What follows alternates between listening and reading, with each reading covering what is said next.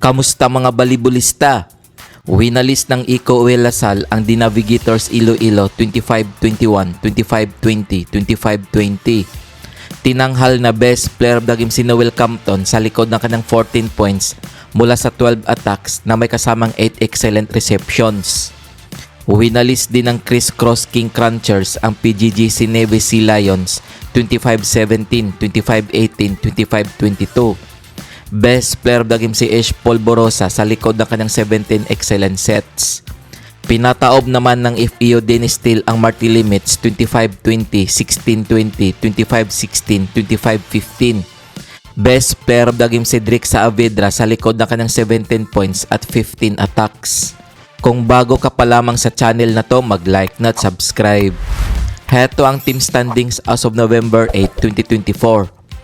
FEO Dennis Steele 5 wins 0 loss 14 points. Savods Spin Doctors 4 wins 0 loss 10 points. Chris Cross King Crunchers 3 wins 1 loss 10 points. Ico Lasal 3 wins 0 loss 9 points. Signal HD Spikers 3 wins 1 loss 9 points. Kung umabot ka dito sa video na to, mag-like na at subscribe. PGGC Navy Sea Lions 3 wins 2 losses 9 points.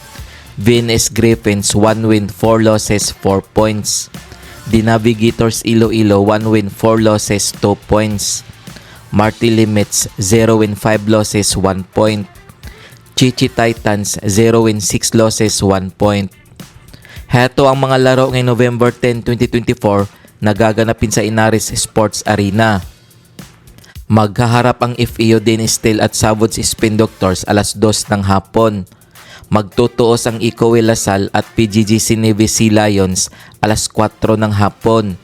Maglalaban naman ang Signal HD Spikers at The Navigators Iloilo alas 6 ng gabi. Kung nagustuhan mo ang video na to, mag-like na at subscribe.